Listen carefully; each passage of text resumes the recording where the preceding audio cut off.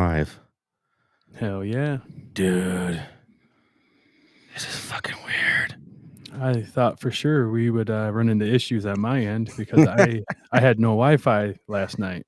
Dude, what was that? A couple hours I spent at your house trying to make sure everything was working correctly?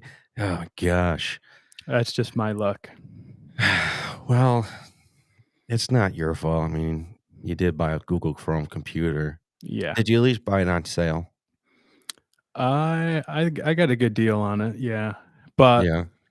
the way that you know it's a big old pile of junk is Best Buy does like trade-ins, Yeah. and the Chromebook is I bought it in August, so not very old, and it was appraised for $0 trade-in. So Yeah. I was stuck with it, Oh. but we gave it to the kids. Oh, so they took your laptop now? Yep. Okay. Well, we are live now for the very first time at Whitetail Advantage Podcast. If you don't know already, my name is Brett Bowman, and this is my co-host, Dan Asher. How's it going? So, Dan and I first met where we worked back at our old job. And how long were we there working together in law enforcement? Uh, I mean, I was there for just under 5 years, and you were there, I believe, the whole time I was there. I Yeah, think you because hired in right before me, no, you were and there before I was. I oh, started okay. in, I want to say 2014, 15, something Oh, like that. I started in 16. And I must be Early doing my math wrong, Yeah, or early could have started 6. 2016 is when I started there. Oh, well, so when I first met you, you didn't like hunting. You weren't, well, you want to say you didn't like it, but you weren't interested in it as much as you were into fishing. That's true, yeah. I I didn't get into hunting because I knew I didn't have land, Yeah. and I figured, just knowing how I was with fishing, that once I got hooked on it, that it would consume me, and I knew that I would have access problems, Hmm. so I almost intentionally tried not to get into hunting. Oh, really? Yes, because It would I just knew it consume you. yeah, I knew that it'd be like fishing where I love it to death, and I don't do well with moderation, and that's all I wanna do, and I know as a fisherman who don't have a boat or you Hmm. don't have your own land, you can still find ways to fish, and Yeah. that's kinda why I was just all about fishing because I felt like I was more in control, and, yeah, but I was missing out on hunting, I know that. No kid.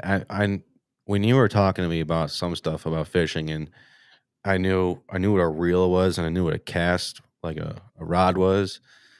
But then you started getting more into technical terms, and I just looked at you, and I was basically like, "What the fuck are you talking about, Dan?" Yeah, I know exactly what you're talking about. Yeah, when you cast in the spinning reel. Oh man, I know exactly what you're talking about. But in my mind, I'm like, I have no fucking idea what the fuck he's talking about. Just act like you think you do. Yeah, and I would say that I was a my knowledge as a fisherman is mediocre. I would say I know more than the average Joe. Um, but no, there's people that I've had conversations with that, yeah, it's overwhelming because they're saying stuff that I don't know what they're talking about. But Right. I love it. But ever since I got into hunting, I've fishing has been on the back burner for sure. So, how long now have you officially kind of been? How many seasons do you have like under your belt? Even if you went out like 2 times. So when I was 16 years old, my childhood friend, my one of my best friends still today, um, his family, they were a family of outdoorsmen, and they had a lease in the Union City area that they've had for a while, and that was one of my first exposures. They took me out hunting a couple times, um, and when I was 16, I shot a 7 point buck with my best friend right next to me, and hadn't hunted since last year. Huh. And I just turned 33. So last Well, year I bought my first compound used from one of my other best friend's dads, yeah. who is a lefty with a bad shoulder and comparable draw length. So it was a good deal for me. And last year was my first year hunting with a bow. I shot one doe and one spike, and it Yeah. was awesome.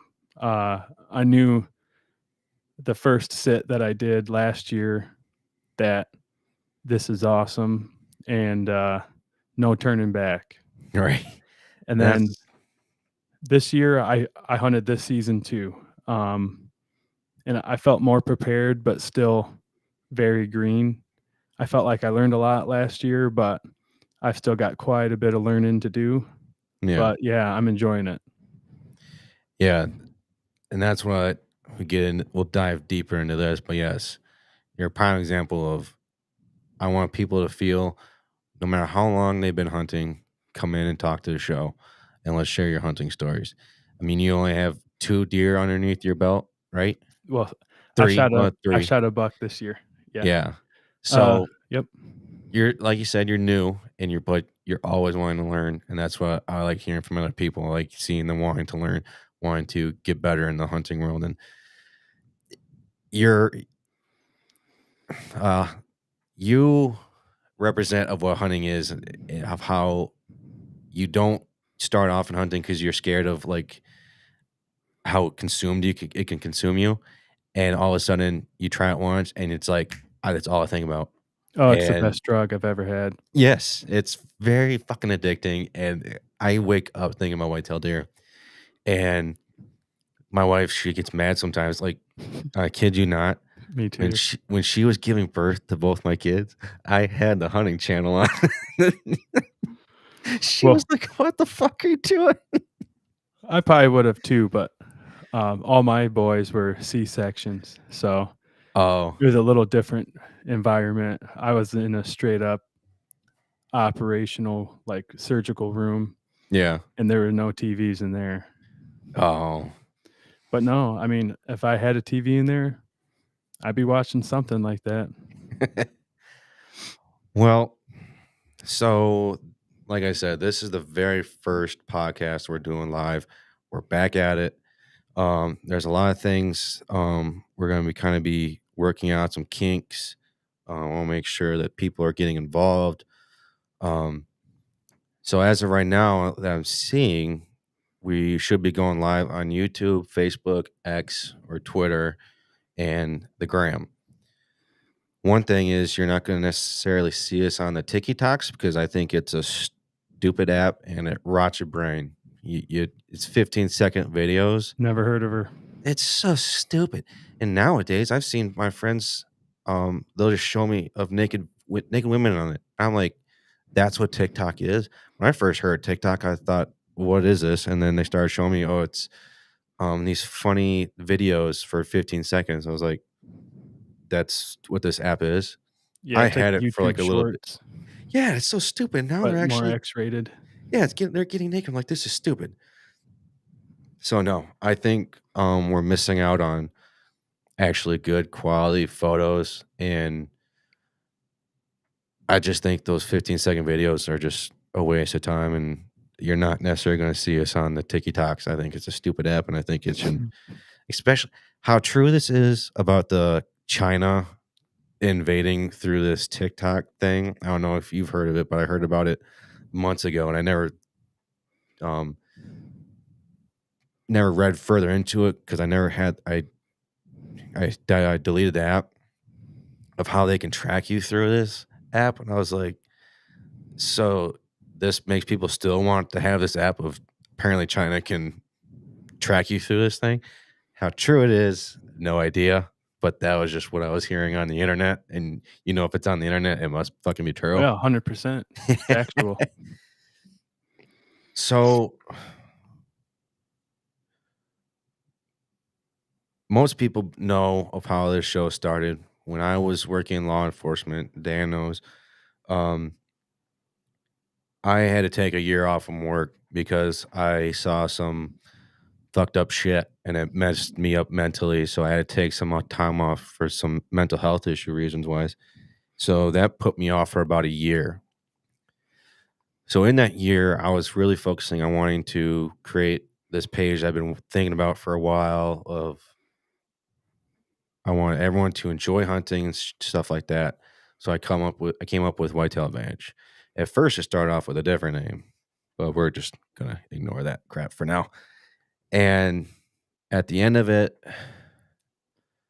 that year, I was putting time into the Whitetail Advantage, putting some podcasts and photos, stuff like that. But then when the year came up, I had to either go back to work or quit. And I was not Quit, ready baby. to, huh?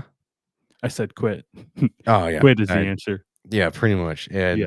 And I just cannot go back to the place I was working at, and I cannot go back to that type of environment. It was so toxic. I couldn't. It messed me up so mentally, and on top of what I saw, it. So I just left it. So I was working 2 jobs to help find the bills. So I'm struggling financially in a way to support my wife, my kids, and I was struggling with trying to figure out who I am now as a me personally, because I grew up my whole life wanting to be a cop and to have it all. I wouldn't say necessarily wiped away like that, but it kind of did. I had a year to try and fix what I was going through, and it didn't. It was still going through me every day.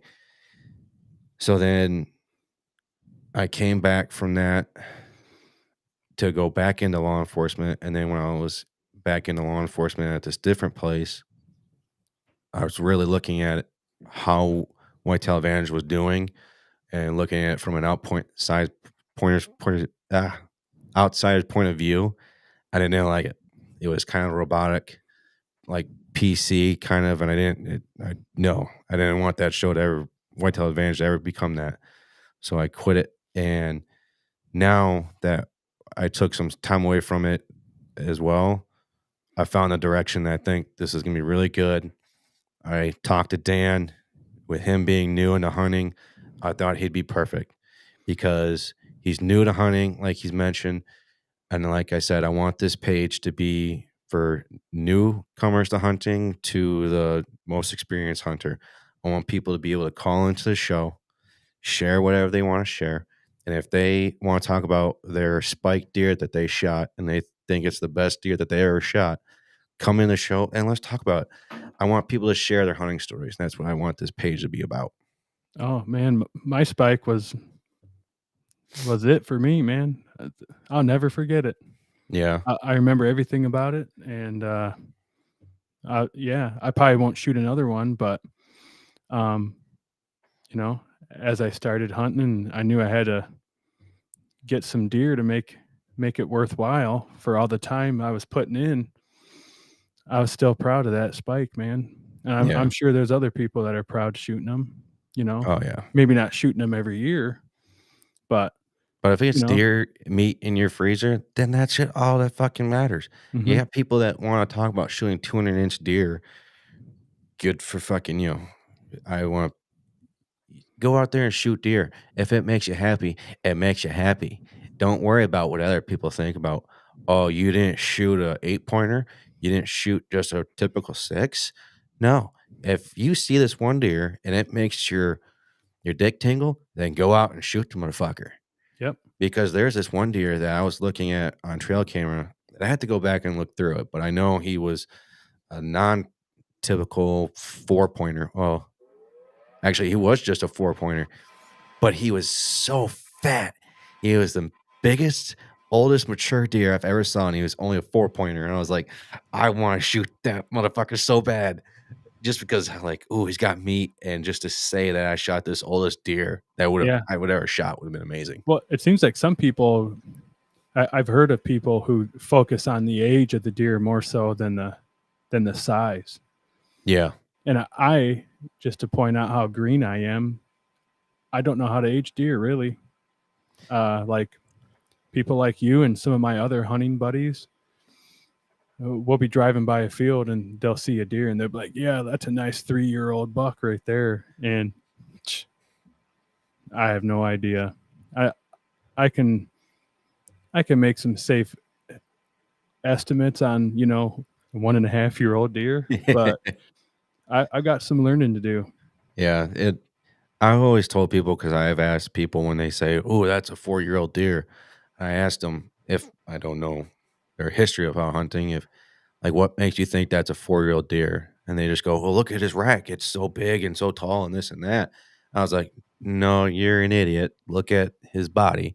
See how much his belly's sagging, see how much his neck is sagging, see how much that bulge is between his stomach and his neck. So look at that stuff. And then if you got one deer that's close to the same as another deer, then you can go to the rack to as like a tiebreaker, but you always look at the body size in that." So I've always told people, and And then aging deer it's still somewhat hard, the and most accurate way is through the teeth, right? if you wanna get, like, precise, yeah, Okay. is to get through the teeth. I'll just make sure that It's not that important to me. I still got so much growing to do. It'll be a while before I try narrowing it down that much. yeah, okay, I just wanna make sure that things are going okay.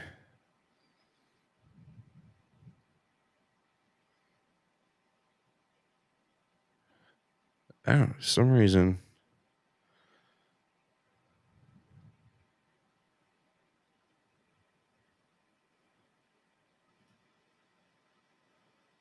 I don't know, well, I wish I could be able to see if people can actually see what we're talking about on here. On Facebook, I don't see it. No? Mm-mm.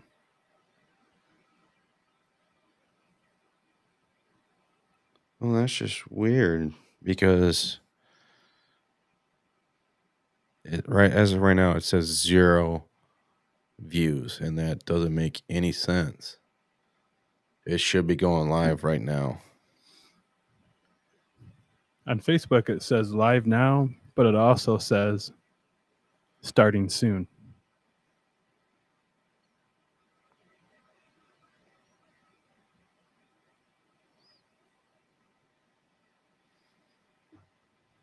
But that's the only one that I checked.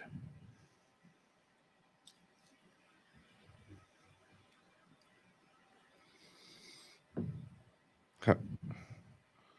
So would it say it's live, like, somewhere on there?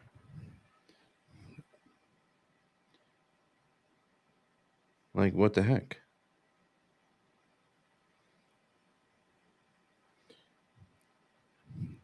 Yeah, I don't see a post from today. Um, I see the announcement from 2 days ago talking about the podcast, and then it just says starting soon. When you click on it, it Mhm. says live now, but there's no video. Um, there's no video playing or streaming. There's like a button that shows the video, Yeah. and it says starting soon. So maybe it's just delayed.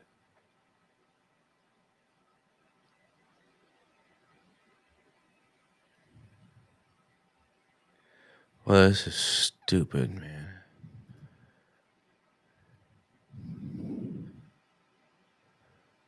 I did not check Facebook Live. It says I'm streaming on Whitetail Advantage, the YouTube. Reconnect to this Facebook thing. Okay, see, technical difficulties. I want to make sure this is all good.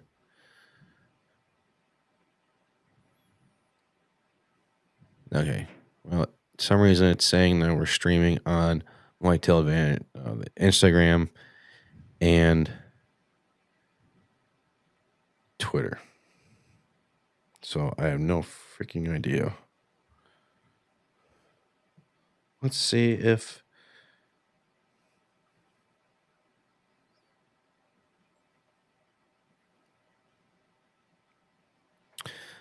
I just want to make sure that we're actually people can actually see what's going on, and we don't look like just talking. But if people Hey, if you're that's all watching right this, if just it's kind of only being one. like, Yeah, we're if working people out the kinks. exactly. Little adversity never hurt anybody. No, exactly. But it's weird how it will show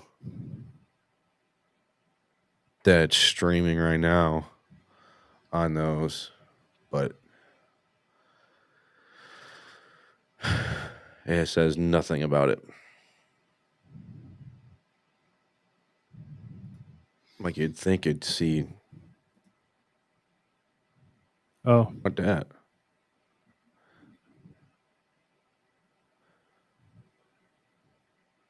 yeah, I'm not seeing it on Instagram. No? I don't know. Maybe. Hmm. I saw it had like a countdown on it, Yeah. but then it doesn't cut to us after.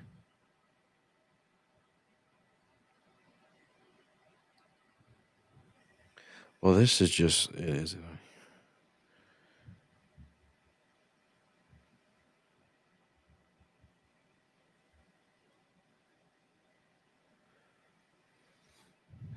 asking this guy named Ty out of Massachusetts to see if he's seeing it, and he's saying not as of right now.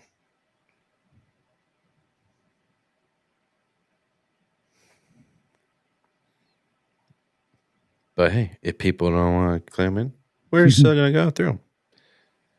Yeah, well, at least we'll be able to record one. Saying it's not on Insta. Oh, that's just stupid, man.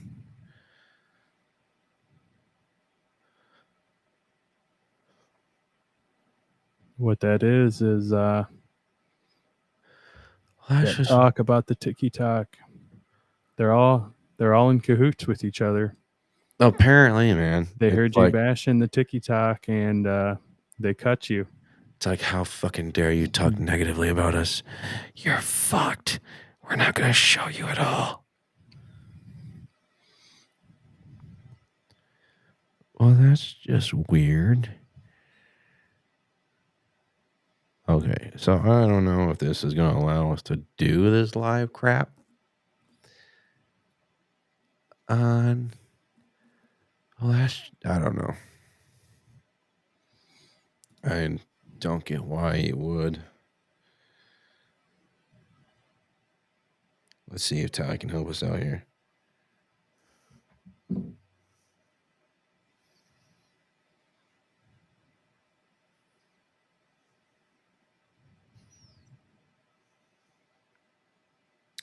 That's just really weird. Hmm.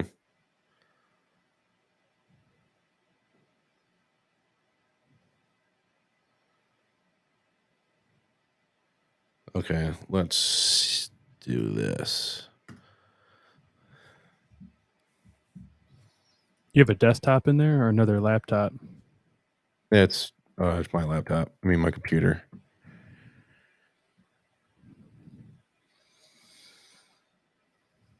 Yeah, I got to get your computer back to you too.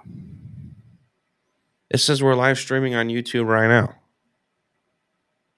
Are you seeing it? I see it right now on YouTube. YouTube is one that I did not check. I checked Facebook and Instagram. Okay, so it looks like the other ones are just being piles of crap, but I do see something now on YouTube.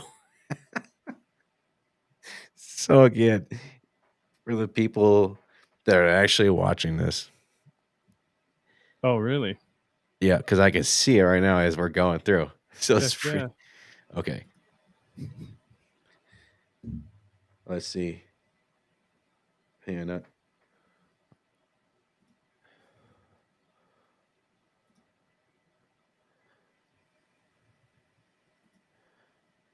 Okay, let's see how I can do this.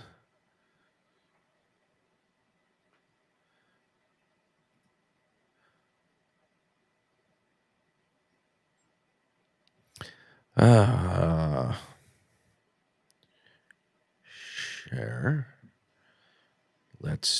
do.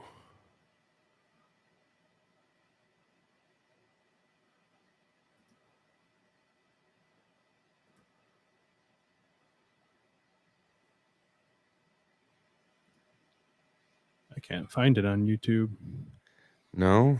but I trust you. I mean, I can't even find the.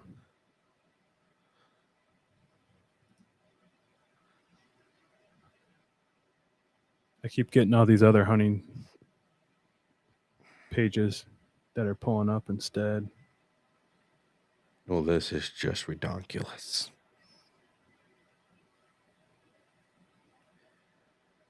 Yep, I see it live right now. So let's do it. Play next. Thank you.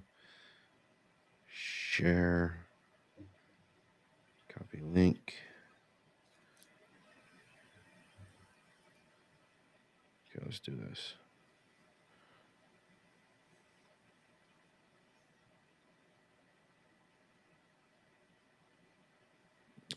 This is redundant. Come on. Here we go.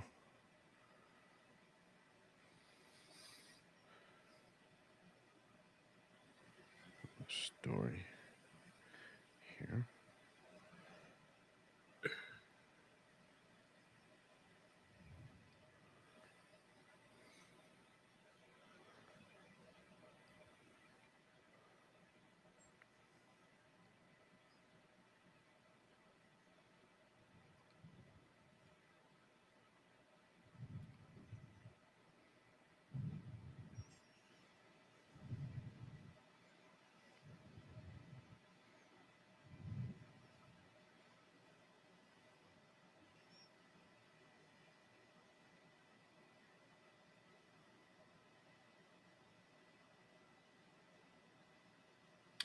Well, that was just weird. So let's see if I can get this on here.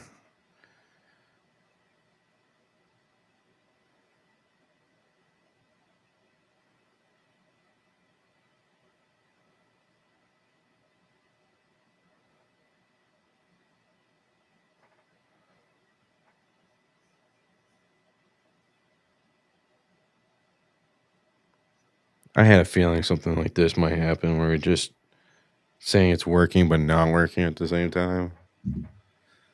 It looks good on my end. That's just so freaking But weird. no, I can't even. I can't. What do you search on YouTube to find it? Just whitetail advantage. I've been searching that and it's not popping up. No? Mm-mm. Here, let me send you this.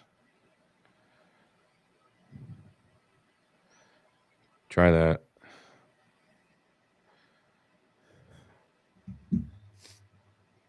Oh yeah.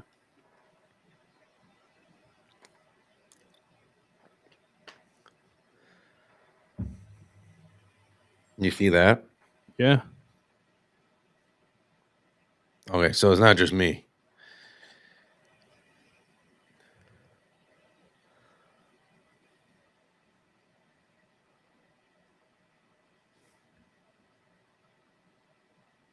Yeah, it popped up. Like the link, it pulled it right up. But when I just went to the YouTube app and searched it, Yeah. couldn't find nothing. But I'll have to mess with it. Oh, that's just weird. So, It's all right. yeah. Good thing it's the off season. We got plenty of time. Yeah. Just a little bump in the road. Hopefully, other people can catch on to this and pop into it. I don't know. But it's weird how it's, I don't know.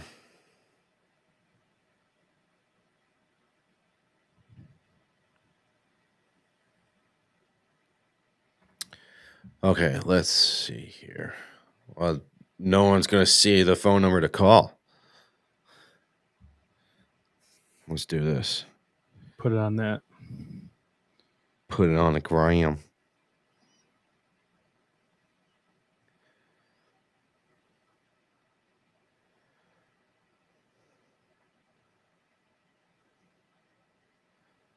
Post. No, I want story. Here. phone number.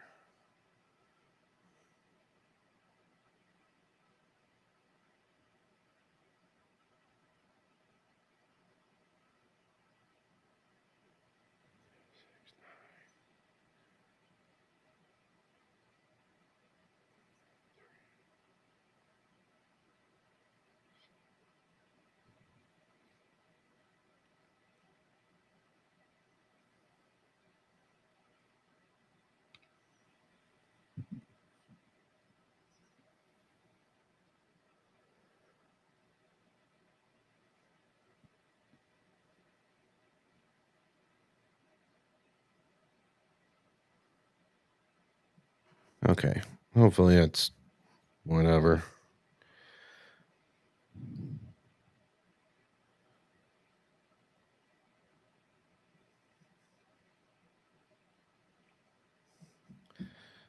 People knew and we were taking. Oh, there we go.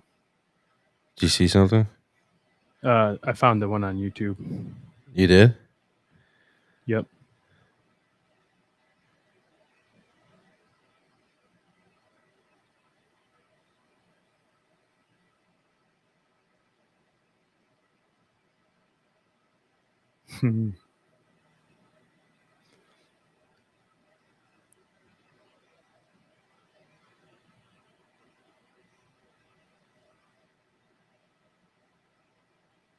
Okay. All right. Well, we're taking phone calls. Cool. If anyone's I'll do this. So if anyone somehow is, let's see here. Run this down here at the bottom here so people can see that we are taking phone calls. So little technical difficulties. We'll figure it out eventually. You know what? Might just, I don't know. I use this Restream app. Hey, we got one view. Wow. I feel so special. It might have been me. That might have been you. Yeah, remember? Unless you're referring to a view on Restream. It's on Restream on YouTube. Oh, yeah. YouTube is where I just liked the video. Okay. I just wanted to make sure I found it. But I'd say this is not that big of a deal, especially. Were you watching the Lions game yesterday? Yeah, I actually watched that game. Did you have any issues with your TV during that game? No, why? Was I supposed to?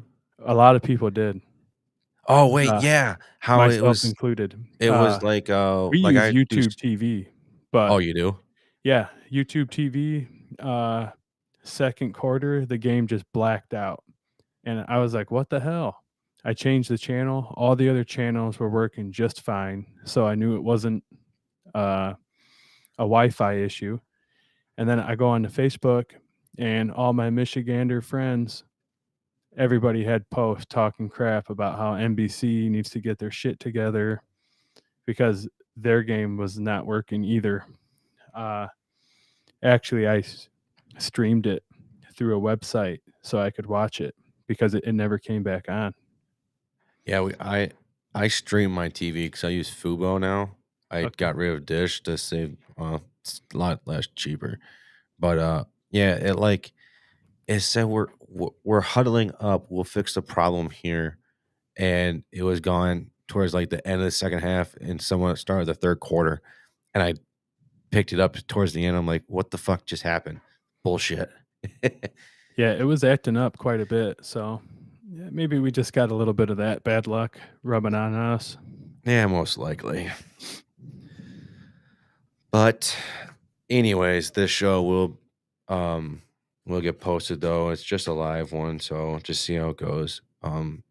This will, like I said, get posted sometime later this week. Whatever Thursday is, that's the day this will most likely get posted. So real quick, where did I leave off?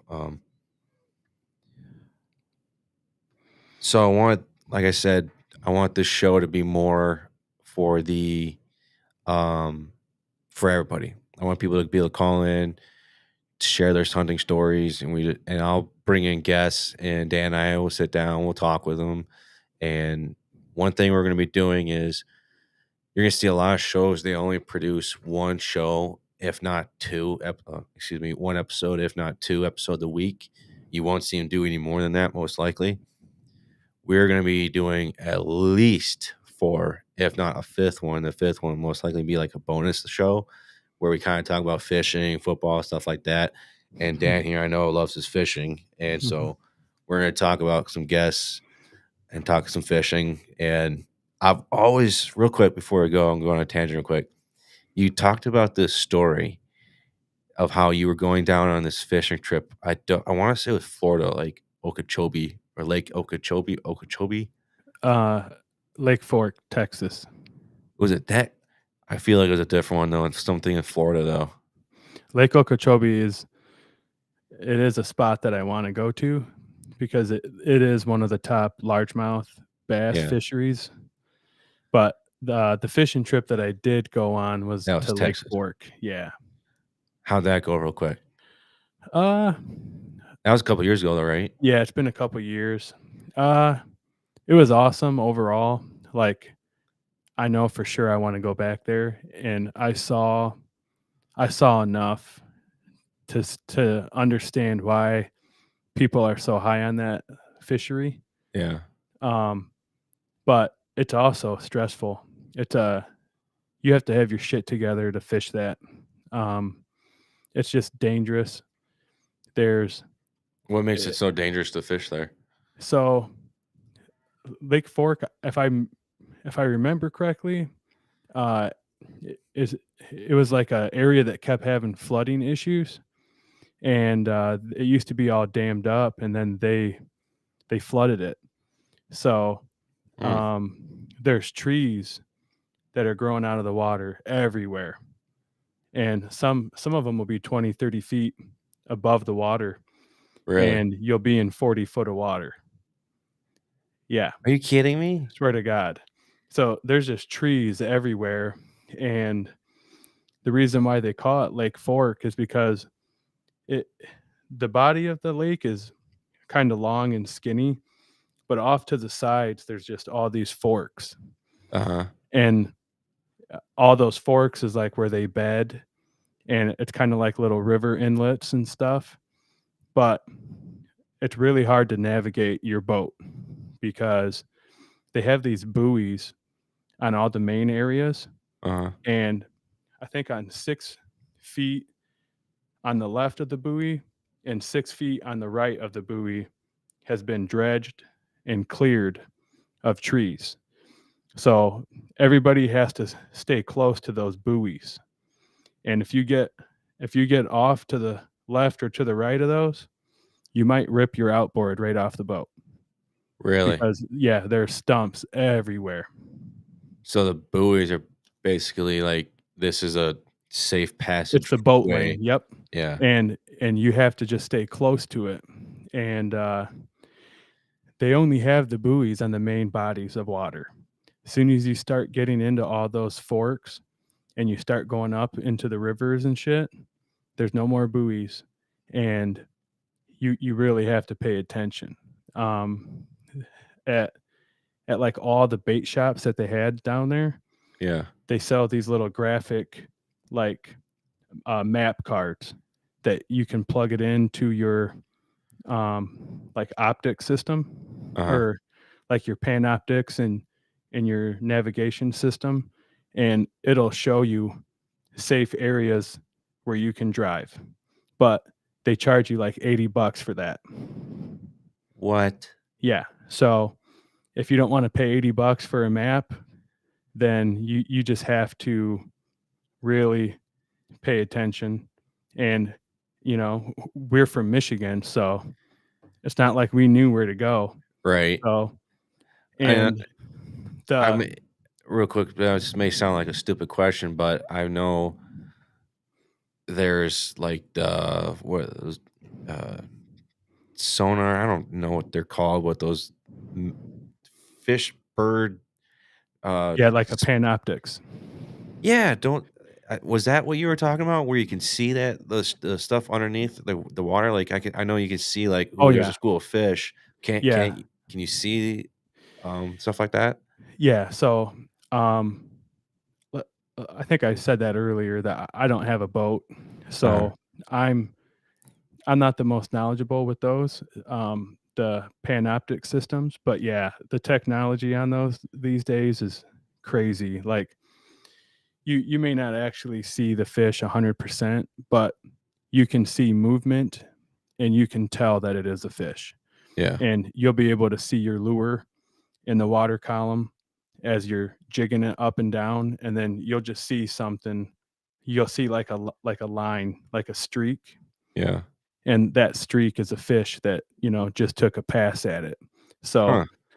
everybody down there was fishing with those because when we went down there, it was during the spawn, so all the bass were on beds, and the water was murky. You couldn't really see very good, so a lot of people were putting a lot of faith in their electronics. And the buddy that I went down there with, he had just bought he had just bought that system for his boat, and he and I were, uh, I'd say we stood out compared Yeah. to everybody else there. Everybody down there had a 21-foot boat. They all had a 250 horse outboard. They all had panoptic systems with two monitors, one at the steering wheel and one at the bow. And everybody knew how to use them. And we went out there with an 18-foot bass boat, and we didn't even know how to use it. So we just fished with our instincts and how we know how to fish, Yeah. and we still got on them. But it it was a it was overwhelming at times. A lot of it had to do with just how big of a body of water it was. It's Yeah. really intimidating. Um, and then there was a massive tournament, two massive tournaments when we were down there. There was a huge crappie tournament, and then there's a I forget who the sponsor was, but there is a huge bass tournament the last day we were down there, where it was an amateur tournament, Yeah. and the winner got like a brand new Skeeter boat and like 80 grand. Oh shit. Yeah, and it, there were so many people out there that you could walk from one boat to another because everybody was in the lake. I think there were over 1,000 boats entered in that tournament. Really?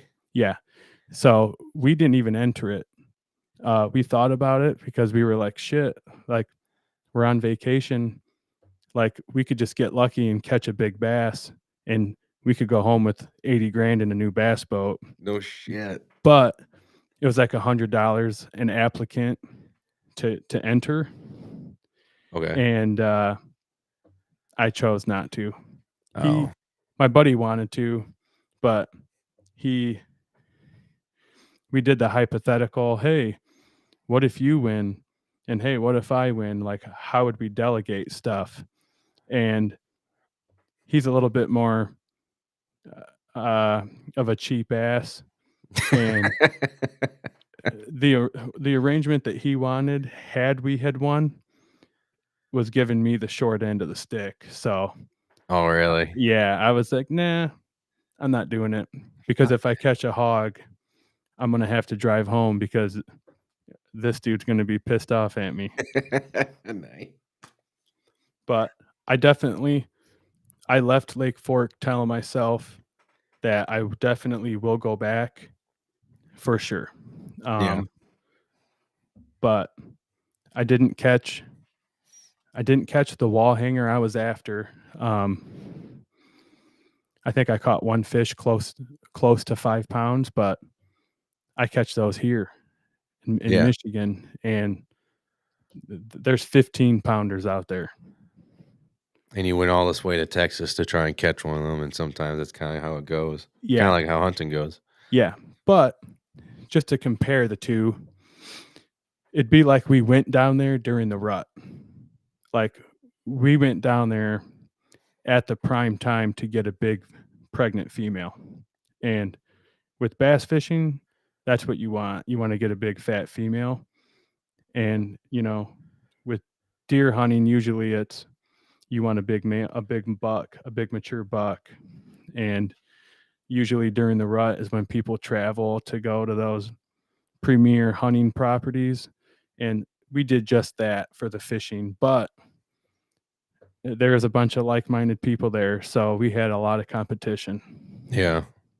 Well, that's fun that you got to go down there and experience something new, and it sucks that you didn't come out there with what you wanted, but Oh, at least it's you I mean, knew you came away with something, I some went knowledge. fishing. Yeah, I mean, there was one day where I thought we were gonna die.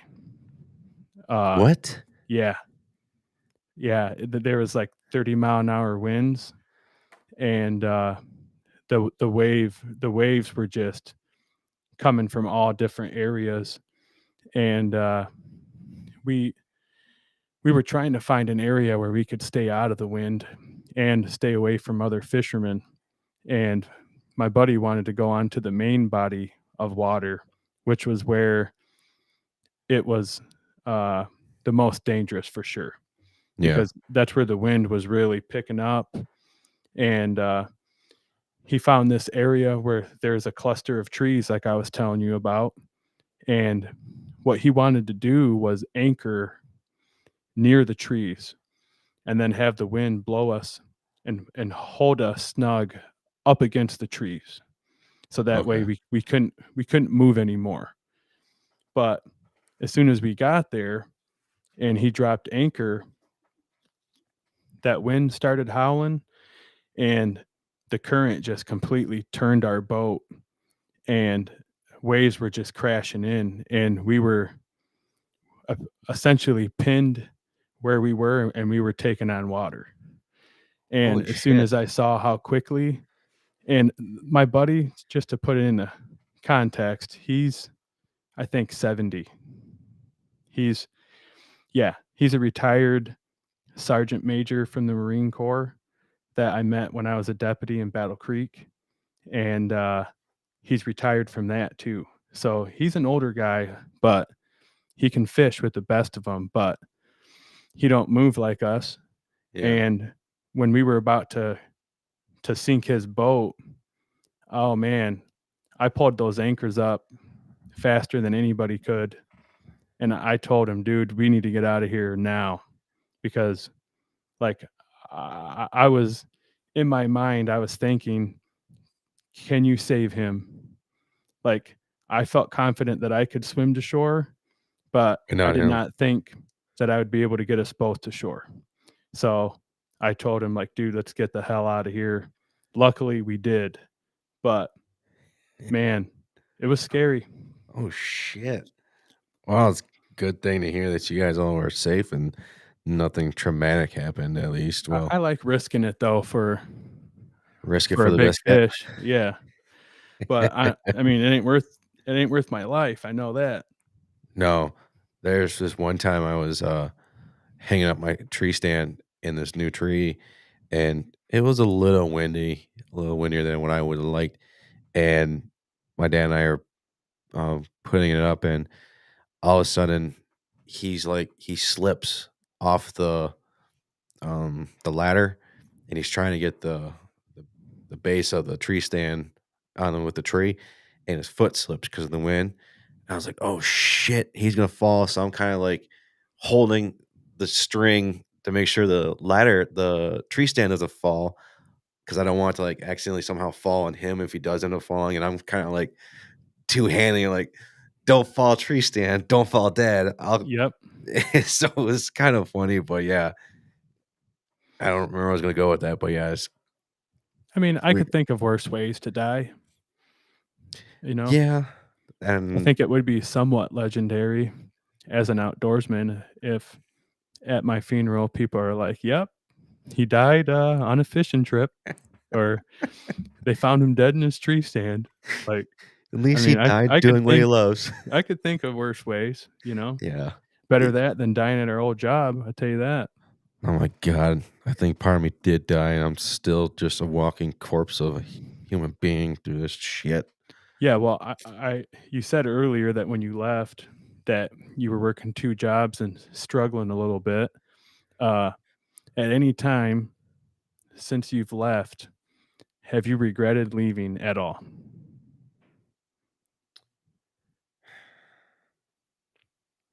Like, regret leaving that place or leaving the L field itself? Law enforcement. Part of me does because I don't like the way I went out, only because s like I said, that's something I always wanted to grow up doing was being a cop, and to have it end like how it ended still kinda haunts me to this day, and especially what I saw, and I didn't prepare. I think that's what most people how they get broken is because they don't prepare that they can be broken, and that was me. I didn't prepare that I could be broken, and I ended up getting broken mentally, and it so, was your question that do I regret it? Yeah, like, it, because 'cause I've struggled too, like, financially and stuff, like, since I've left, it hasn't been all uphill, like, I've had to fight a little bit and struggle, Yeah. but where I was getting at with my question is, I know me personally, even when I've struggled, I do not fucking regret my decision in leaving one bit. That's the best fucking decision I ever made. Yeah, and I wouldn't regret it because I'm glad I did. In some parts of me, I guess I'd say I miss it only because, like the other day, I was dreaming about being a cop again, but then I remembered all the other bullshit that came along with it. And do not get me wrong, I am for the police. That is not what I'm getting at. Is I was always taught is every cop when they start off in law enforcement has a bucket, and some get their bucket filled within a year. Some can go their entire careers with not getting their buckets filled. And what I mean by that is when their buckets are filled, obviously just stuff piled into it of what you see, what you go through, and shit like that. Unfortunately, my bucket got filled at 7 years, and I had to call it. No, that's about 7.5 years was me. Like, Yeah, we're right about there. It's and hard, man. I think Uh, another thing is with it is where you work, how they treat you as a human being on outside of it. Like, yes, you are there supposed to do work, but you also have, I think, a good department to work for is a department that looks at you as a human being. Like, are you okay? Are you taking the time off that you need? I noticed you haven't taken time off in like 2 months. I think you should take a day off here to kind of go home and rest. And some people, eh, I think they for a department to protects you and looks out for you like that, makes you wanna come to work like that, work for them Absolutely. harder. Yeah. And for one to just kinda be like, "Eh, I know I need you here. Yeah, how sick are you? Are you calling in sick because you just want the day off? No, fuck you. You're coming in. I don't give a shit." Yep. That's bullshit. Oh, yeah. No, I agree 100%. Yeah, like you said, I'm a 100% proud law enforcement supporter, but no, all the other shit that came with the job is what burned me out. It wasn't actually the seeing the stuff that's part of the job. It was all the shit that you were referring to, you know, not being treated with respect and not being valued, but instead just being a swinging dick to uh to show up and work. Exactly. And that's all you are. That's all you are to them. And then You're not a human being, you're a number. yeah, you're an employee number, and they won't make a new number when you leave. They'll just give that number to somebody else, And that's and they perfect. and they don't care. Nope.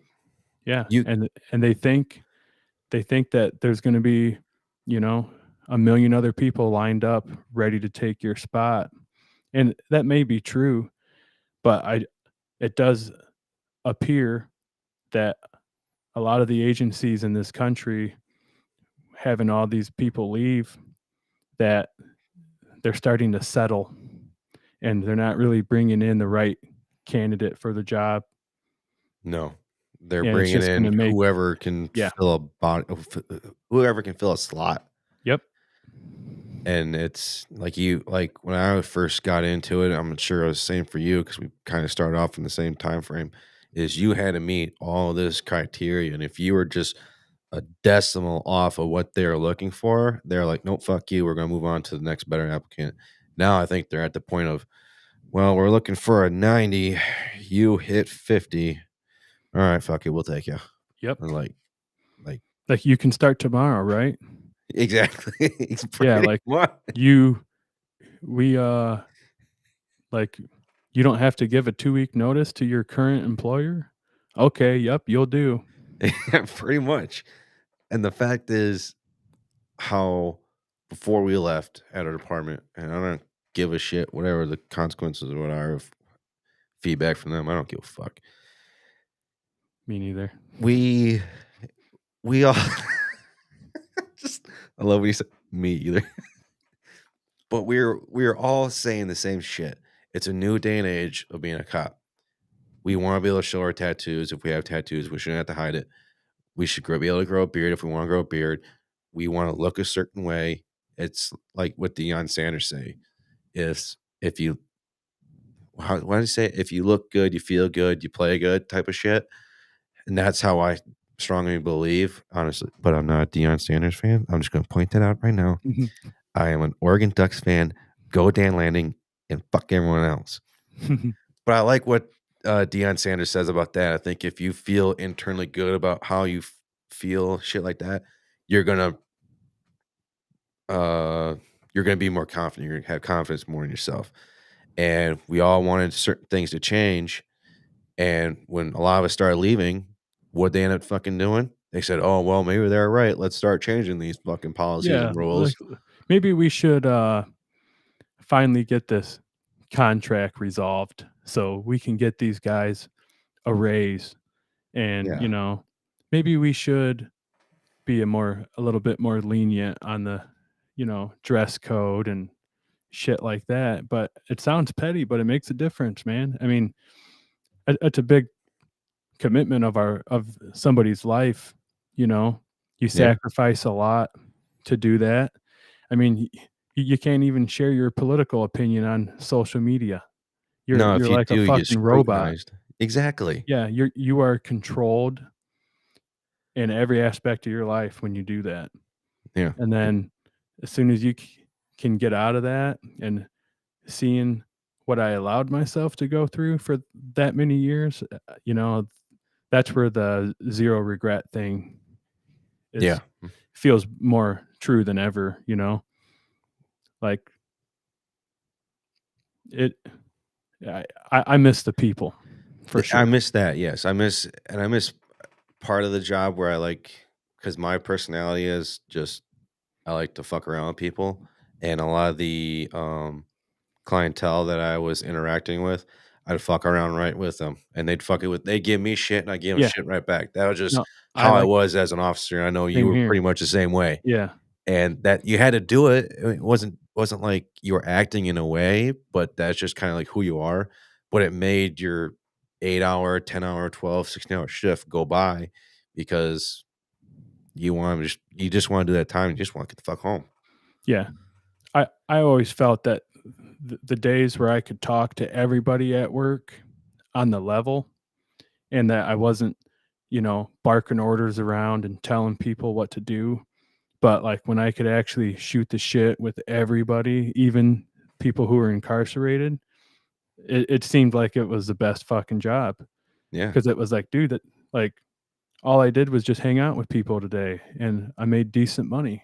right. But some days are, yeah, you feel like you're earning every penny, and that ain't enough No, for it's some like of the shit, and you you can never get a day off ever. they can't get anybody to come in. And then, like you were saying, like it seems like you can look at your clock and you're like, "Oh, I'm working. It's 9:02. Fuck, it's 9:03. Shit, it's just taking forever." and it just drags eventually those days just pile up and you just drag and drag more and more and you just weighs you down even more and you can't get the time off like you said to I appreciate shit. I will say though that 2020, the year of the pandemic, that wasn't too bad. I mean, it was a shit show of a year just with all the unknown and all the constant policy changes and all that shit. But it was also kind of like a ghost town there for a while, and Yeah. we did we did have some time on our hands. I remember where everybody was playing cards. They were playing euchre and shit. Yeah. I was I was in front of a computer watching fishing videos on YouTube, I remember and seeing you were doing hunting shit. I was. Yeah, everybody else was doing yeah, they were just shooting the shit and playing cards. I was about the outdoors and so were you. So, Yeah. I mean, it makes sense. Yeah, I remember those Now we have days. more time to get outside. You would never shot that nice buck if you were still or were you still working there? When I shot fish hook, I was actually off for that year.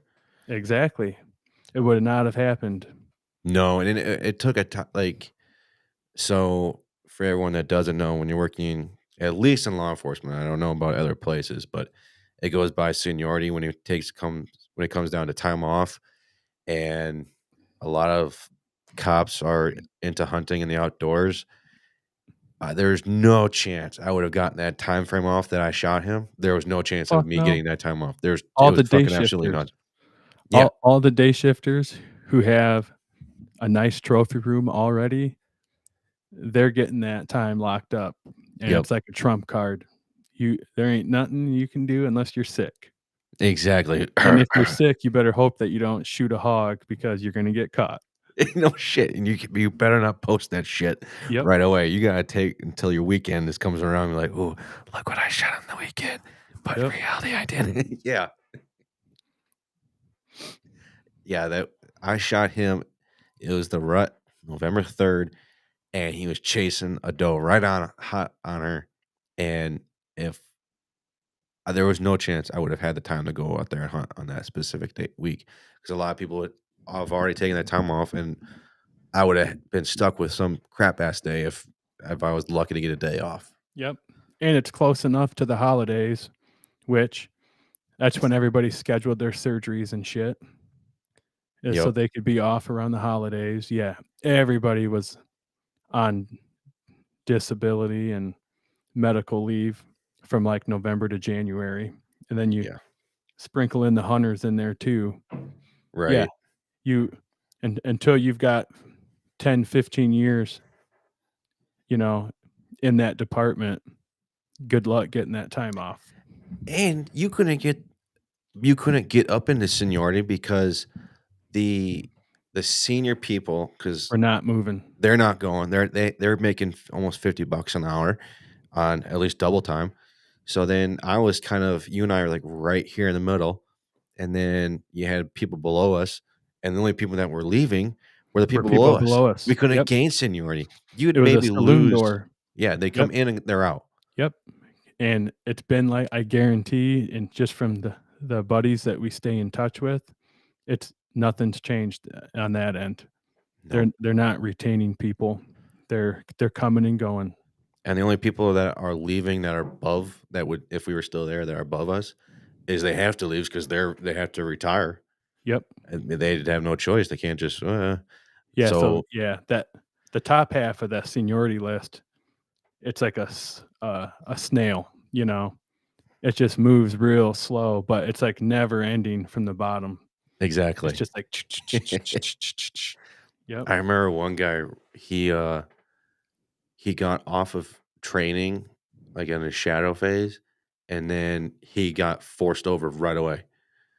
Mhm. I was like, "Really? This guy just got done working his shift, and now he's gonna officially be on his own, and you're forcing him over onto a shift he's never worked before? Oh, Talk about bullshit." it was almost like a tradition. That happened to me on my first day.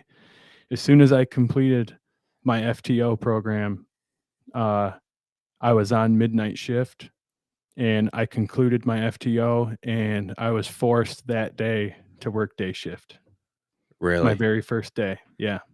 Oh my gosh. And now, at least I'm more in. When I was looking for a job, I wanted a job that I was able to spend more time with the kids, and or at least it allowed me the opportunity to have more time with the kids, Yep. and that was my main priority because at the time, uh, my wife was pregnant, or we were just having our daughter, and I I didn't like not being at home a lot because we were working so many hours. It was just, and I wanted the holidays off with the kids. I wanted to be able to spend those time. I'm not going to get those back. So that was another factor that put into me of leaving when I did was, am I going to be able to, uh, I want guaranteed Thanksgiving off. I want the Christmases off. I want all this stuff. I don't want to fight for someone else to go have Christmas off to spend with my kids. No, I feel like everyone should have it. So that was another factor of why I left because I wanted those time off just for my kids. Oh yeah. I'm right there with you, man. Um, yeah, that was the worst part. I mean, holidays weren't too bad working there. You know, it it definitely did feel like we had another family there. Absolutely. Yes, yes, But there is also a bunch of fucking snakes, and there's a bunch of people there that didn't trust, and I knew where I stood with them. Um, those are the ones that, yeah, I don't regret leaving, and if I never see him again, who the fuck cares? But right. there's a lot of good ones there too, though, that I do miss. Oh But yeah, you know, good for them though. Like you said, if their bucket ain't full, then keep on keeping on. But right. yeah, I got burned out too, Yeah, and I feel like our age of people in law enforcement, I feel like there's not going to be a whole lot of us that could do the full career. I feel like the full career people are the ones like your dad, the ones who, when they got in, it was a damn good job. And yeah, there was still shit that came with it, but it was just the country was in a better state, and yeah, he only had to he only had to suffer for the tail end of his career and just ride it out. Where us, right. we're seeing people like him, people that we look up to, and they're telling us like, dude, if I had another 20 years to go, I'd be fucking gone. Like, you know, uh, when I would have talks with the senior deputies that I looked up to like that, Yeah, it was unanimous. They all said, "Get the fuck out of here. Go now." Like, you're young enough to do something else. If you ain't feeling it, you got to go. And that was the best advice I ever got from several of the senior deputies that I looked up to. But guys like us who get in there in their early 20s, fuck that, man. That is hard. yeah. It's impossible. It's an impossible job. Oh You yeah, you're always doing you've always done the wrong thing no matter what. yeah. You're wrong no matter what, and just deal with it, accept it, move on. Yep. I remember talking to my dad. He's got 33 plus years on the force before he retired. And he told me, he's like, Brett, what you went through in the short 7 years, I've only dealt with the past couple years. You got a whole bunch of shit just thrown at you right away, right off the bat. And it was just compounding right on top of each other. And then it's just like anyone else that's going through your same situation at the new day and age of being a cop and what the whole world is going through is with mental health issues and being a jail is basically a psych unit now. You just get so much thrown at you just right away. You don't get time. You don't get like one incident a year like they did almost. Fuck no, We it's had it 3 a once shift. every fucking 5 minutes. Yo, here's one, Yeah. here's another one, here's another one. Deal with it. Okay, then we got you had 50 incidents in one day. All right, we'll see you back tomorrow. Yep. So, yeah. You better fucking be here too. Yeah, how dare you call in sick if you're sick? You better sound dead, or you better be dead or broken leg for you not to come into work. Yeah, I Anyways, don't miss that. I think we digressed enough, so let's kind of get back to the the topic at hand. I think of where we're going with. Yeah, yeah. um. Anyways, shit, I don't even fucking remember where we left off. I remember talking about. I didn't You remember talking about the tiki talkies, but I remember saying that earlier. But anyways, I let's think just we get. got off on the rant when you asked me about Lake Fork. Yeah, we did. That was the start of it all. So I blame you on that, damn. So it's all That's your alright. fucking. It's your fucking fault. Okay. Hey, Dan, can I have a sidebar with you real quick? Well, Dan. Hey, Dan. Can you hear me? yeah. Okay. When I ask a quick question, when I say let's make it quick, don't fucking talk for an hour, okay? We can only talk for a little bit, okay? You get 5 fucking minutes, not an hour, Well, that's okay? because you gave me a fishing question. Well, Ask me the hunting questions, and I only be able to give you a couple words. well, next time I'm gonna put a timer on the clock and make sure you see it. And you got 5 minutes to tell your story about a fishing trip. You go longer than that, you're cut off. You're fired. I haven't done any fishing in a minute, so we should be good. Okay. All right. All right. You're still good? Yep. You good? You good? Money. Okay, let's get back to the show. Okay. All right, guys, let's get back to the show. Me and Dan had a little sidebar right there. So, um, something that's going to be different with this show. I think I was mentioning that a lot of shows they'll put out one episode to two. Like I said, we're going to be doing four a week. A fifth one that most likely is going to be the bonus one. We're talking about fishing, and that's where it was. I remember now. And football. And another thing we're going to be doing is each state let me take this back. We're gonna cover states where whitetail deer is hunting is like what's the word I'm looking for, Dan? Is uh whitetail hunting is I guess big deal. I'm losing a blank right now. But and for each state's gonna have its own week. So we're gonna move down from Alabama, like Arkansas, all the way down to Wyoming. Certain states we're not going to cover because whitetail hunting is a big thing in these states, and I think I wrote those down. For instance, I think you said Alaska. Colorado, maybe.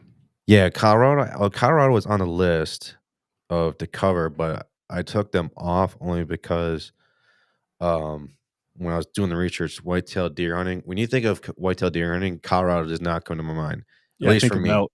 I think Yeah. of elk and black bear. That's what I think of. I mean, don't get me wrong. These states that I'm going to list off real quick, we might cover, but as of right now, it's not our main priority to cover. So Alaska, Arizona, California, Colorado, Hawaii, Nevada, New Mexico, Oregon, go Oregon Ducks, Utah, and Washington. Um, so we're gonna be covering a lot of these states. Um, there's gonna be a show release on Monday, Tuesday, Wednesday, and Thursday. Generally around 7 or 8 a.m. in the morning on those days, most likely 8 a.m. But I'll make sure to put that out there of when those actually get posted. Um, Another thing we're going to be doing is we're going to let people call into the show. We'll let the phone number know of how people can call in. If people want to call video in to this as well, let me know and I can send you the link to this as well. So we're gonna be doing pre-recorded shows on Sundays 5 to 6, 8 to 9, and on Tuesdays 8 to 9. On Mondays we're gonna be doing a live show 8 to 9. Today was kind of I'd say it was a test run show to Yep. see how things kind of go. It's gonna be the intro back to how things are going. Do not get me wrong. We went on a lot of tangents on this episode. But we'll make sure to reel that in and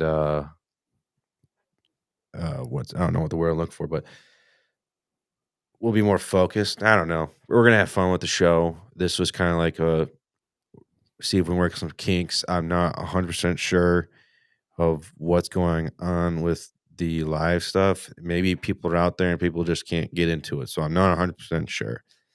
Uh, but I'm looking forward to it. I'm looking forward to Dan finally being on the show.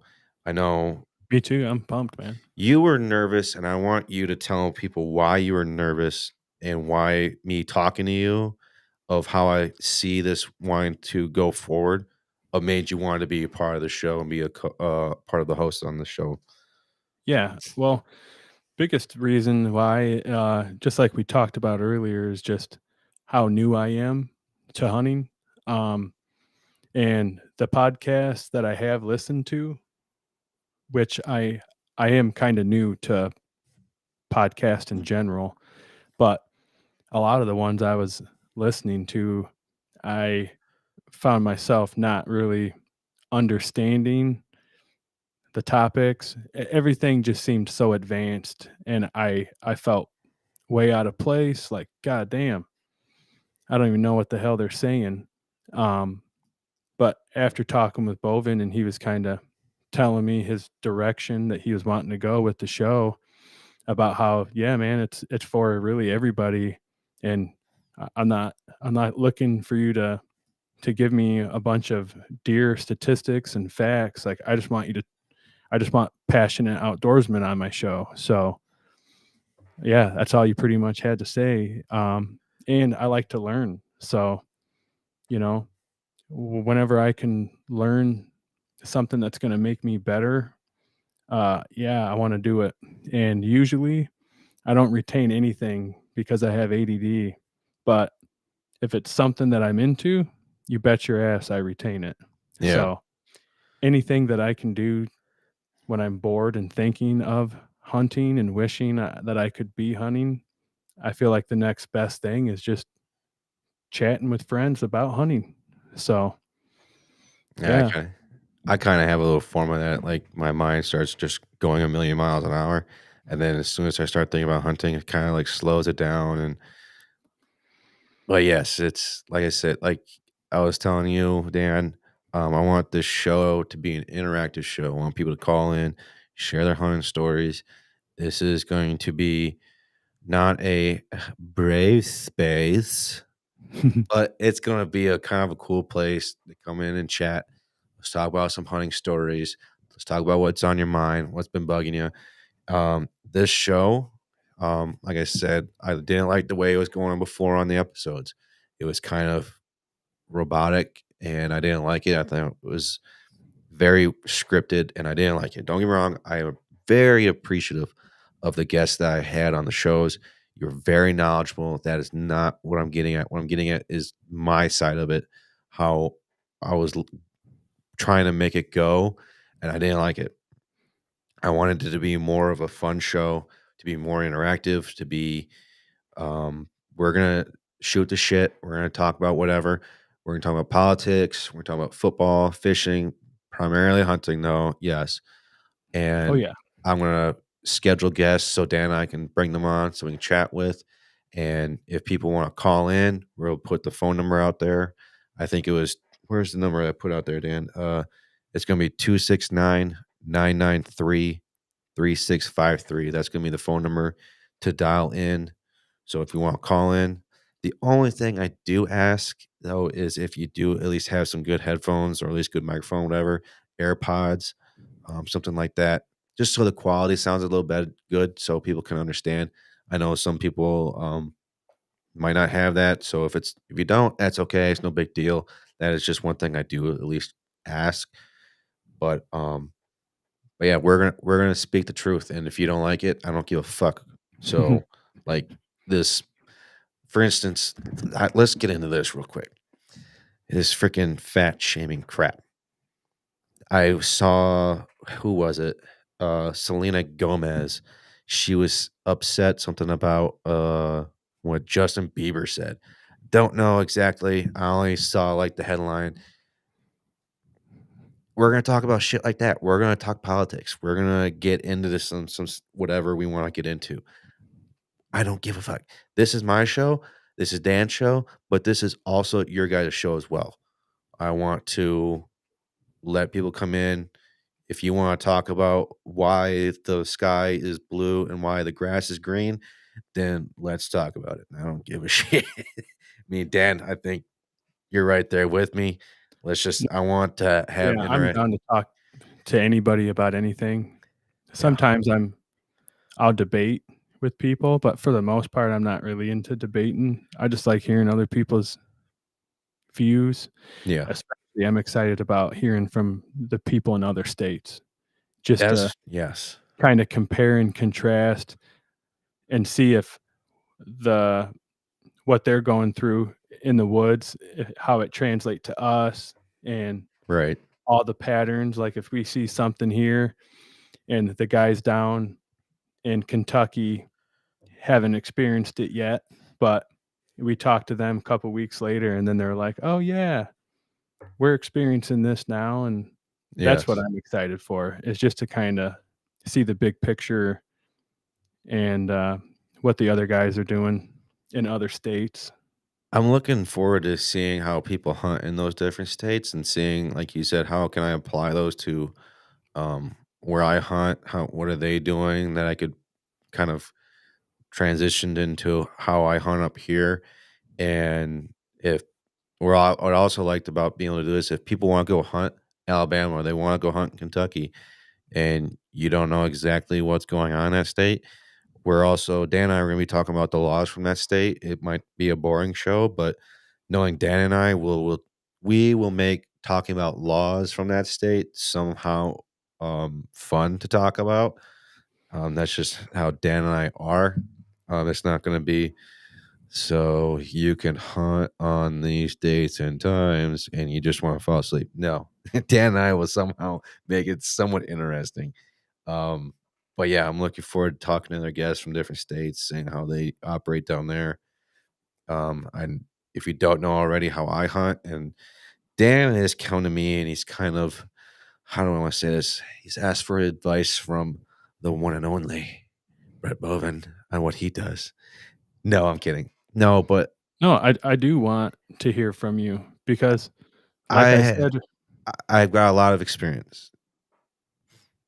well, I tell you the biggest thing why, as condescending or cliche as it sounds, the reason why I trust your judgment is your attention to detail that I've noticed.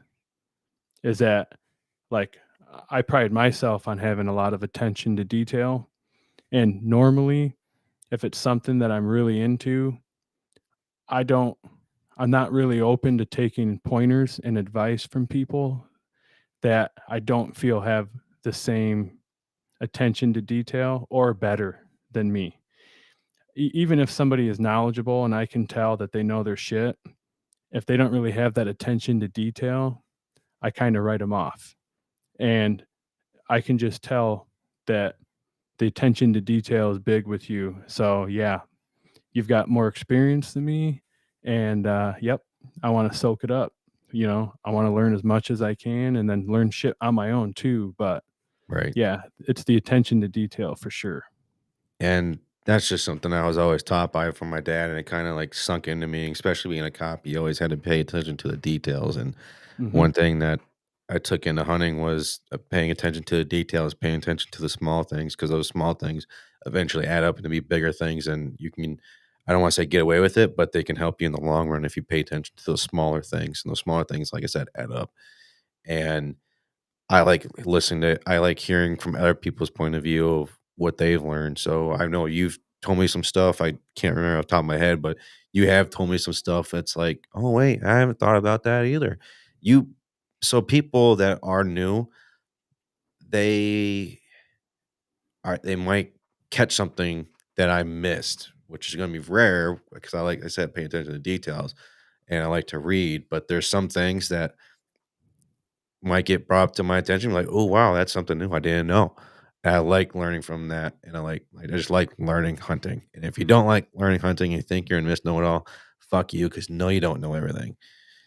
Yeah, I feel like there's no way. I feel like there's always going to be a curve, a learning curve. Like, no matter how good you get, there's always a way to expand your knowledge for sure. Exactly, Um, I'm looking forward to it. We're also going to be doing some fun segments on here, like hey Dan, should I play my favorite or my second audio tune?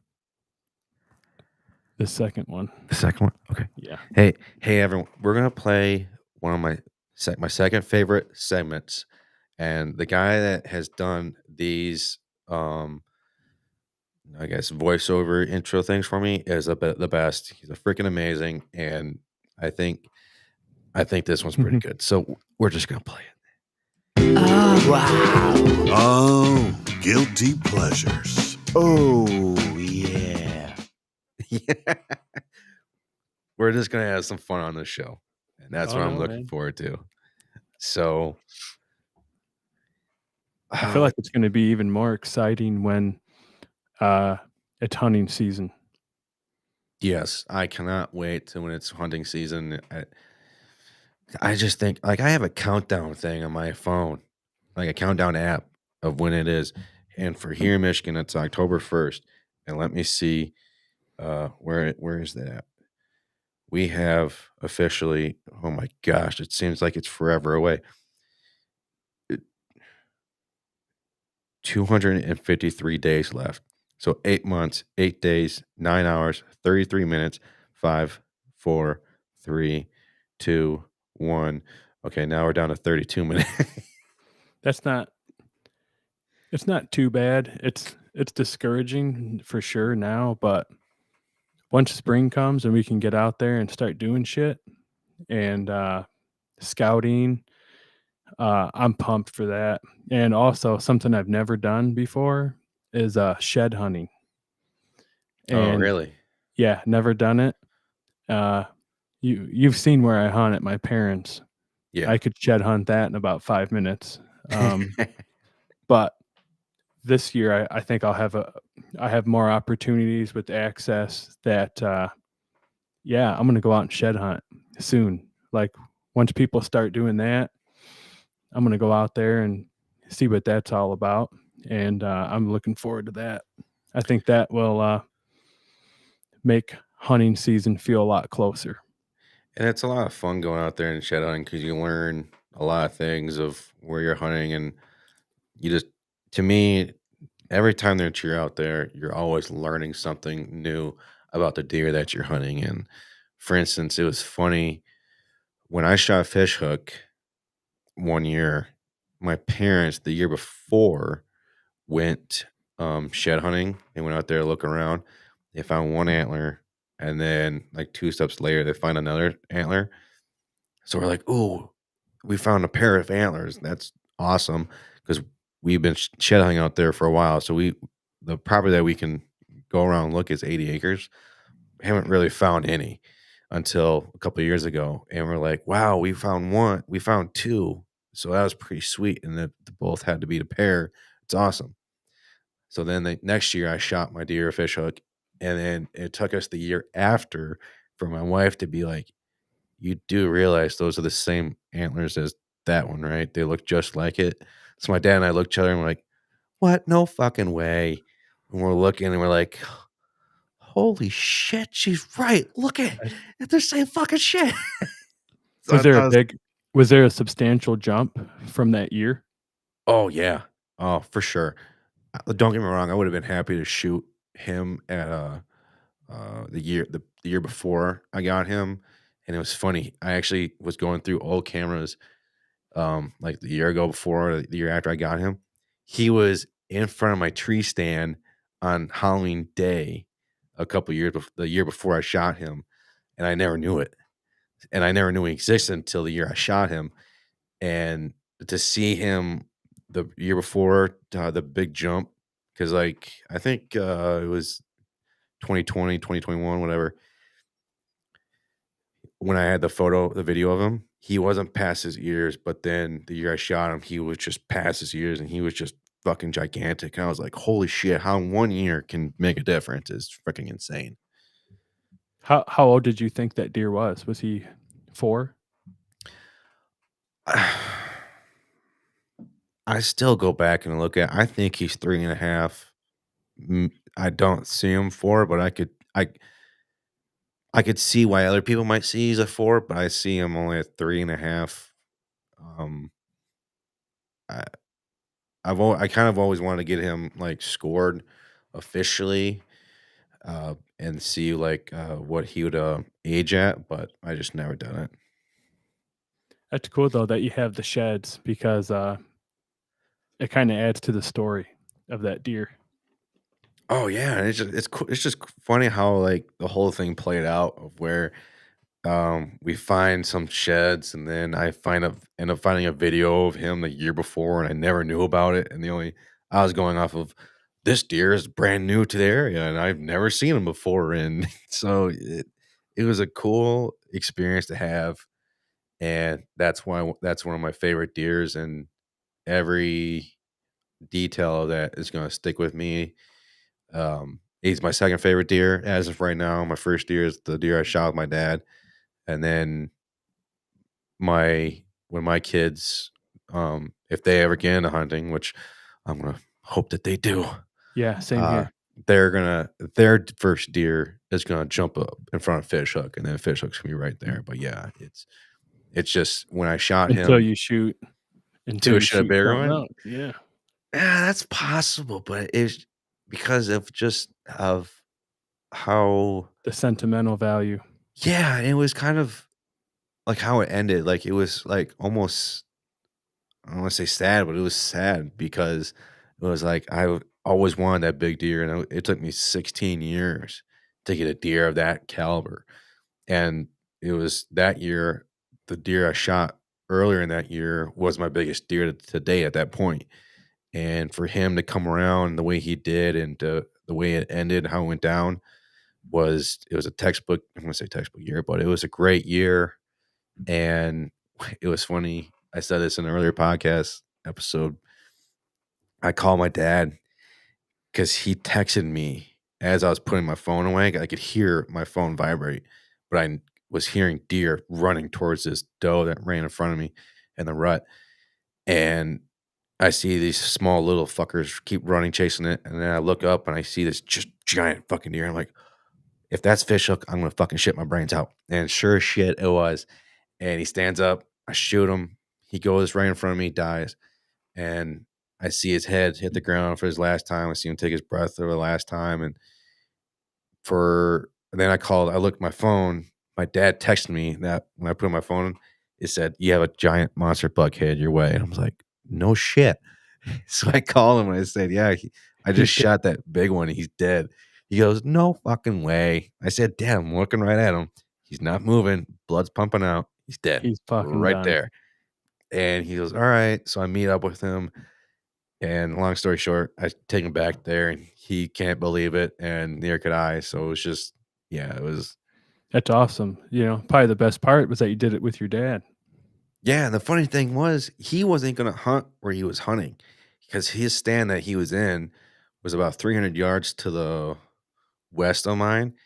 And we got in late to our stands, and he was like, "No, I'm not gonna hunt in that spot because I don't want to mess up your stand.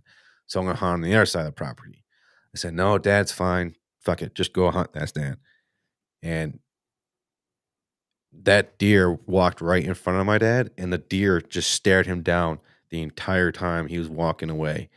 Like he just staring at him, and Like then he it kept, knew. yeah, and then he just kept walking around. And he did the same thing he did to me, actually, because when he walked around this tree, I was standing up in my stand, and he just kept eyeballing me, and then he finally got behind the stand, and he finally got behind this tree. I was able to draw back when he was, but at that point, my top limb was hitting my bow. What are those things called? The hanger. Yeah, my bow hanger. So I had to squat and do like one of these numbers, and basically do like a sideways shoot, which I've only done once, and he shot him. So it's like that was kind of funny, but yeah. That's awesome, man. I hope I I hope I get an opportunity like that someday. Well, I hope I hope I capitalize on an opportunity like that because I do think that it's just a matter of time before I get an opportunity. I just have to make the the most of it and be prepared and not fuck it up. Because it's gonna happen quick. Yeah, I mean, I fucked up this year, not on a deer like fish hook, but for me, it would have been a huge jump, from what I have got. Yeah. I shot a 3-point this year, but going back to our favorite deer, that one would be it for me. The one that Just got because away? no, the one that I did get, the 3-point. Oh, Yep. That would be my favorite deer that I've got just because I got it at my parents' property, which was cool. And my kids, my boys were and my wife were able to come out and be a part of it. And sweet. that's what made that one special. And it was the first hunt that I did everything alone from start to finish. Last year I got help a lot with both deer that I shot, which I needed it, like, how to field dress them and stuff like that. Yeah. But this year, the one I got, it was all by myself. My family was able to meet up with me once I shot it. So yeah, I felt like drunk or high for a couple of days after every deer that I've shot so far. Like I can't sleep, but it's good. It's not like a negative reaction. It's just my body, it does something to me every time I get a deer that like that's all I think about. And I'm like in a hungover like haze for several days, but I fucking love it. It And I it's can't wait to continue to take steps and, you know, if I can get something on the wall that is a conversation piece, then that would be cool. But if not, as long as I'm still hunting and I'm getting out there, that's really, you know, the gift itself. Like as long as I can continue to just go out there and hunt, I'll be right. happy. Yeah, just being able to get out there is the most important thing, and, the so I don't the property I hunt on, real quick because we're getting on, an hour and 45, granted about 20 minutes was us just fuck around to make sure things were going, but we'll try and wrap this up. Okay. Real quick, um, what the fuck was I gonna say? Oh, so I hunt on my neighbor's property, my parents' neighbor's property. We're good friends with him, and he's a senior now in high school, and he's got a younger brother. So we're constantly sharing pictures of what kind of deer are on the property and this and that. And he's like, and he's traveled to different states to go hunting with his family. So he's got the experience of shooting bigger bucks. But where we hunt, it's very hard to get these bigger mature deer, and we can see them. We don't get me wrong, we've got the photos of them there. It's just hard to get them where we want. Yep. And he's like, "Yeah, I want this deer." I'm like, "I want this deer too. I want that deer. This deer's a pretty mature one. I'll take this one." Anyways, and I finally got down to telling him, I was like, "Dude, I've only hunted state of Michigan. I've only hunted this area my entire life. It took me 16 years to get a deer of fish hook caliber. It's hard to come by, and it's almost a once in a lifetime deer, depending on where you hunt, stuff like that. And the odds of me going to different states to hunt, I don't get me wrong, I want to go do it. Um, the consistency of doing it's going to be different, but just bringing that to reality of being able to say it's not going to happen every time. So you got to be able to be quick on what your how you're going through your training and stuff like that. And you're practicing, and for me, if I was to get a deer of, I just at the end of the day, I just want meat in the freezer. And don't get me wrong, we all want that big mature deer, and sometimes it happens, sometimes it doesn't. Like I said, it took me 15, 16 years to finally get it. So it will come. But hey, I'm looking forward to just getting out there, enjoying the hunt, and that, in my opinion, is the best freaking thing. I love getting out there, just being by myself, enjoying the woods, being out there hunting, and then for me, shooting a deer, like I shot a deer last year. To me, it wasn't a big deer, but it is a deer that got my heartbeat pounding, and I was like, I want this deer. I want him bad, and I'm shooting him. So yes, I went on a tangent there. I don't know where I was going to end up going with that. I remember how I wanted to start that story, and Um. Oh well, it was a good story nonetheless. yeah, I forget what you were saying. Uh, uh, I sometimes I think feel like you said you were talking about. I think you were just talking really about having realistic goals and knowing there we that go. it's going to take a long fucking time. And I think last year was my first year hunting, and I think I was 100% like on cloud nine the whole time. This year, I felt more stressed. I felt more anxious, and I think it's because I set unrealistic expectations, and I was worried too much about what other people thought. And you know, I got to shoot a mature buck, not like I need to go out there and make an improvement and continue to learn how to kill. And later in the season, I just kind of had to have a chat with myself, and I was like, dude, you're a fucking rookie. Like, pump the brakes here and enjoy the ride.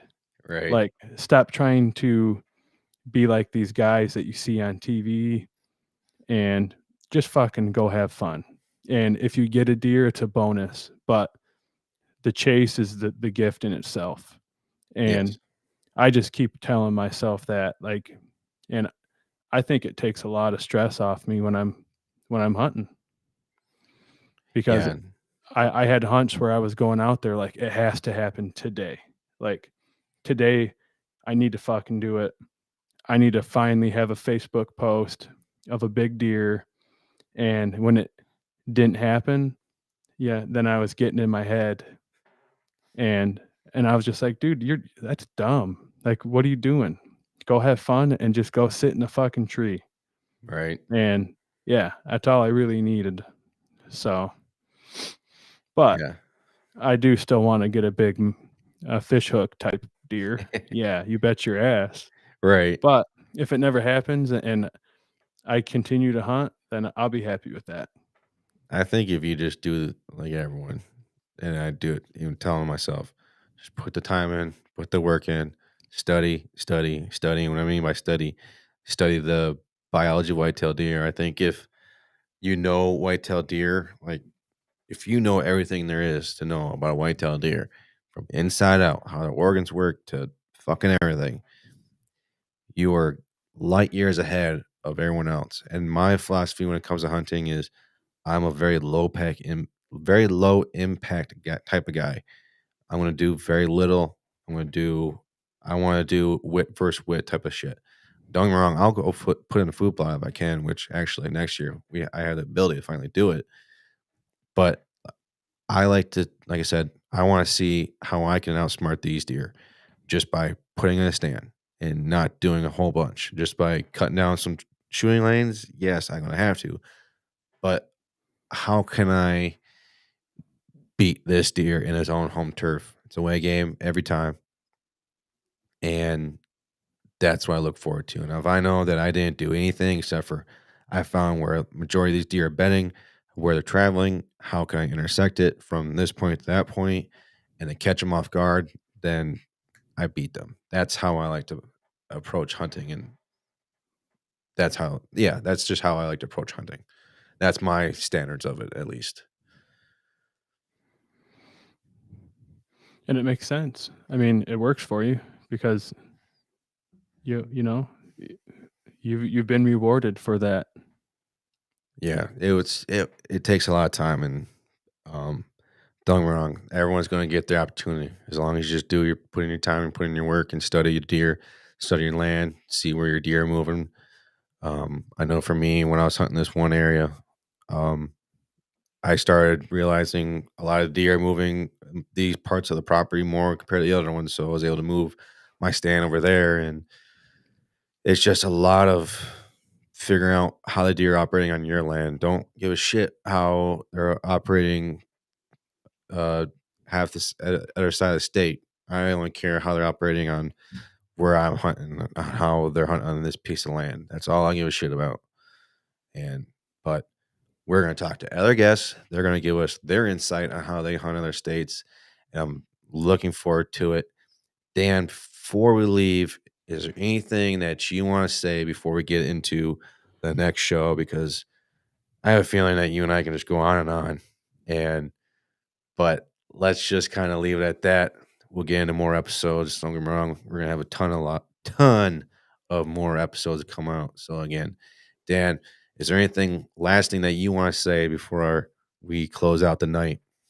No, just pretty much. Thanks for having me. I'm glad that we got this first trial out of the way. So now I kind of know what to expect. And yeah, so I look forward to everything. And thanks again for having me on here. And fucking, yeah, the environment that you're trying to create is the environment that you have created, because, yeah, I feel welcome here. So Well, I yeah, appreciate I it. look forward to chatting to some more people. And if it's just you and I chatting, I'm cool with that too. I love just chatting about deer.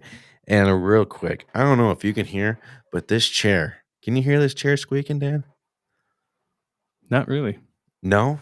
No. I don't know what it is, but this chair is a nice, comfy chair. I spent nearly $300 on it, and now it's just squeaky and squeaky at like I don't know, the stupid joint, and he's WD-40 or something, because that's all I hear is just crack, crack, crack. It's just fucking annoying. And if you can hear that noise, it's not me ripping gas or anything like that. It's just the stupid chair that No, needs I WD-40 didn't hear it at on it. all. I don't think for the whole show. No? No. Okay, good. All right. Well, let's play the outro for the show.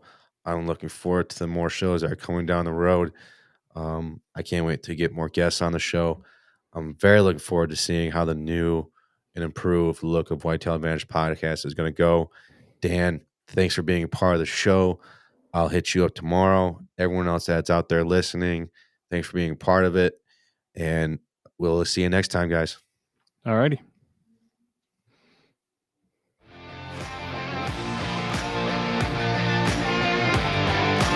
Thank you for tuning in to another episode of the Whitetail Advantage podcast. We hope you enjoyed the show, and we will see you next time.